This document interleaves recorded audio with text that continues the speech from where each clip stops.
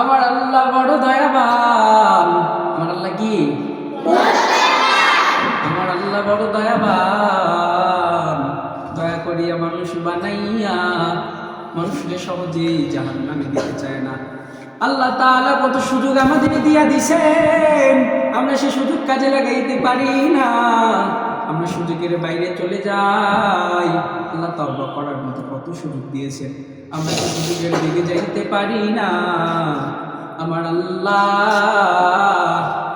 আমাদের দুনিয়াতে পাঠাইলেন ভালো মতো চলার জন্য, সুন্দর মতো যদি চলতে পারি সুন্দর মতো চলার জন্য। আল্লাহ তাআলা দুটা হাত দিলেন, দুইটা পা দিলেন। আমার আল্লাহ দয়া করে দুইটা চক্ষু দিলেন। এই চক্ষু যদি আমাদের না দিত আমরা কি দুনিয়া দেখতে পারতাম? দুনিয়া এত সুন্দর, দুনিয়ার সুন্দর দৃশ্য দেখলে আমাদের প্রাণটা জুড়িয়ে যায়। কথা বলেন চিৎকার মেরে, ঠিক কিনা? এই দুনিয়ার সুন্দর দৃশ্য দেখার জন্য আল্লাহ চোখ দিলেন। এই চোখের শুকরিয়া যদি সারা জীবন আদায় করি, আমাদের আল্লাহ তাআলার প্রতি শুকরিয়া আদায় করা শেষ হবে না। আমার আল্লাহ তাআলা রব্বুল আলামিন কতটা দয়াবান। আপনাকে আমাকে সুস্থ রেখেছেন। রাত্রিবেলা যখন গভীর হয়ে যায়, আমাবাস্যা কুসকুসে অন্ধকার রাত, হাতে লাইট ছাড়া চলতে পারি না, একবার কারেন্টের জায়গা থেকে নড়তে পারি না।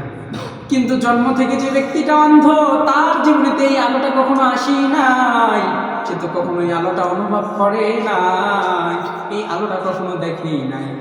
সেই জায়গা থেকে আল্লাহ তাআলা রব্বুল আলামিন আমাদেরকে এত সুন্দর দুইটা চোখ দিলেন।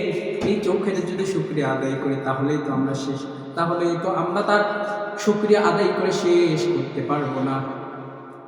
বনী ইসরাঈলের সময় একটা ঘটনা, আল্লাহ তাআলা রব্বুল আলামিন কিয়ামতের দিন সবাইকে বিচার করার পর আল্লাহ তাআলা রব্বুল আলামিন সবাইকে বলবেন যে যাও আমার রহমতে, আমার দয়ায়, আমার মায়ায় তোমরা জান্নাতে চলে যাও। যখন তাদেরকে বলা হবে আমার রহমতে, আমার দয়ায়, আমার মায়ায় আমি তোমাদেরকে দয়া করলাম, মায়া করলাম, আমার অশেষ রহমতে জান্নাতে চলে যাও, একজন লোক বলবে আল্লাহ আমি কেন আপনার দয়ায় আপনার মায়ায় জান্নাতে যাব? আমি তো দুনিয়াতে আমল কম করি নাই। দুনিয়াতে যদি ওই ব্যক্তি অনেক আমল করেছে, তিনি সে সময় এক পাহাড়ের উপরে বসবাস করতেন। পাহাড়ের উপরে তার খাওয়া দাওয়ার সব কিছু ব্যবস্থা হয়ে যেত। পাহাড়ের উপরে তার সব কিছু খাওয়া দাওয়ার ব্যবস্থা হতো। সে সারাক্ষণ আল্লাহ তাআলার আমল করত, সব সময় আল্লাহ তাআলা রব্বুল আলামিনের সব কিছু করত। আল্লাহ তাআলা রব্বুল আলামিনের যা হুকুম আহকাম আছে সব কিছু পালন করত। তো এই জন্য সব আমল করার পর যখন আল্লাহ তাআলা রব্বুল আলামিনকে কিয়ামতের দিন সে বলবে আল্লাহ আমি আপনার রহমতে যেতে চাই না, আমি আমার আমল দিয়ে যেতে চাই। আল্লাহ তাআলা রব্বুল আলামিনকে যখন এভাবে বলবেন, আল্লাহ তাআলা রব্বুল আলামিন বলবেন বান্দা তুমি তোমার আমলে যদি জান্নাতে যেতে চাও, জান্নাত তো দূরের থাক, জান্নাতের ঘ্রাণও তুমি পাবা না।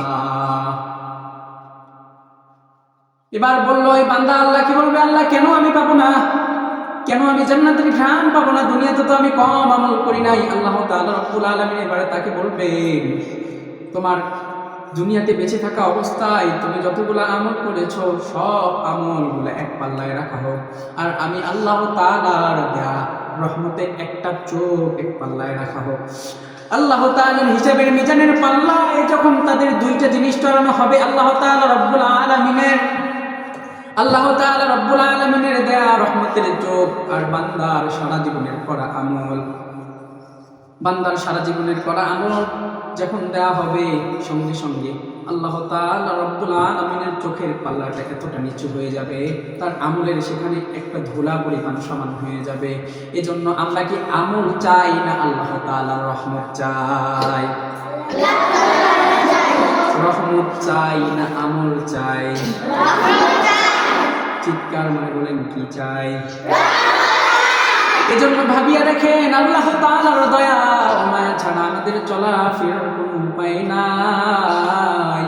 আল্লাহ যদি আমাদের শরীরের মাঝে এই যে সবলতা সুস্থতা আমাদের যদি এগুলা দান না করতেন তাহলে কি আমরা চলতে পারতাম? পারতাম? আপনারা এতজন আমার সামনে বসিয়া কথা শুনতেছেন, আমি আপনাদেরকে বলতেছি আজকে যদি আমি একটু নোংরাভাবে চলাফেরা করতাম, আমি যদি অন্যভাবে চলাফেরা করতাম, আমি যদি একটু এমনভাবে চলাফেরা করতাম যে চলাফেরাতে আপনাদের দেখে আমাকে অপছন্দ মনে হইতো, তাহলে কি আপনারা আমার সামনে বসে কথা শুনতেন? তো আমাদের আল্লাহ তাআলা এত সম্মান, এত আধিপত্য দেওয়ার পরেও মানুষের চাওয়ার কোনো শেষ নাই। মানুষের যতই দেয় মানুষ ততই চায়। দুনিয়ার মায়ায় পড়ে আমরা সব কিছু ভুলে গেছি। দুনিয়ার মায়ায় পড়ে আখিরাত একটা জীবন আছে, আখিরাতের কথা ভুলে গেছি। দুনিয়ার জীবনটা আমাদের লোভ লালসাময়, আমাদের আরো লাগবে, আরো চাই এমন অবস্থা হয়ে গেছে। আমাদের আরো লাগবে, আরো বেশি লাগবে এমন অবস্থা হয়ে গেছে। আমাদের অবস্থা কেমন হয়ে গিয়েছে আমি একটা ঘটনা দিয়ে আপনাদের সামনে বর্ণনা করতেছি। বনি ইসরায়েলের সময় 3 ব্যক্তি, কয় ব্যক্তি? 3 ব্যক্তি। চিল্লায় বলেন না, কয় ব্যক্তি? 3 ব্যক্তি বাইর হয়েছেন। তার 3 জনই দরিদ্র পরিবারের। তার 3 বন্ধু মিলে বাইরে হয়েছে যে আজকে একটু বাইরে যাই, বাইরে থেকে একটু ঘোরাফেরা করে আসে। তো এই 3 বন্ধু মিলে যখন বাইরে গেছে, সে সময় তারা 3 ব্যক্তি মিলে 4টা স্বর্ণের দানা পেয়েছে। কয়টা? চিৎকার মনে করেন, কয়টা? তো তারা যখন এই 4টা স্বর্ণের কি বলে ঢিকা পাইছে বা স্বর্ণের বিস্কিট পাইছে যেগুলো বলা হয় আর কি, এই 4টা যখন তারা পাইছে, পাওয়ার পর তারা তো পুরাই খুশি। তারা তো খুশিতে পুরা বাক কোনো অবস্থা। তো তারা এতটাই খুশিতে এখন তারা ওই সময় বলতেছে যে আমরা এগুলো ভাগাভাগি করি। তখন এখানে 4টা, ওরা 3 জন। তো ওরা বলতেছে যে না, ভাগাভাগি করার আগে সারাদিন কিছু খাই নাই, একজন এখানে পাঠাই দিই, সে কিছু খাবার নিয়ে আসুক, সে খাবার নিয়ে আসে, খাবার খেয়ে আমরা সমানভাবে ভাগ করবো। তখন এভাবে তারা নিজেদের মাঝে কনভারসেশন করার পর একজন ব্যক্তিকে পাঠিয়ে দিল যে যাও তুমি খাবার নিয়ে আসো। ওই ব্যক্তি যখন খাবার নিয়ে আসতে গেছে, এরা 2জন এখন কি বুদ্ধি করছে যে 4টা স্বর্ণের টুকরা আমরা যদি 3 জনের মধ্যে ভাগাভাগি করতে সমস্যা হইতেছে, আমরা যদি ওকে একবারে পিঠে মারি ফেলি তো আমরা 2জন 2টা করে পাবো, ভাগটা আমাদের জন্য সমান হয়ে যাবে।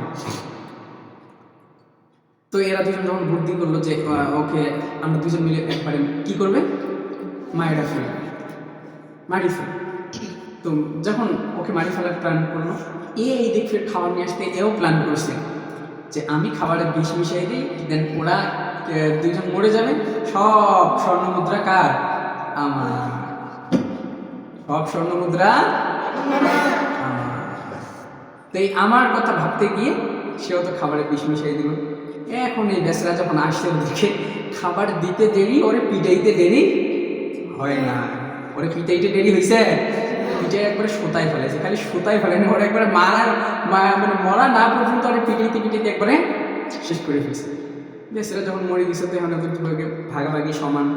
এখন সমান হবে না, 2টা কয়টা? 2টা।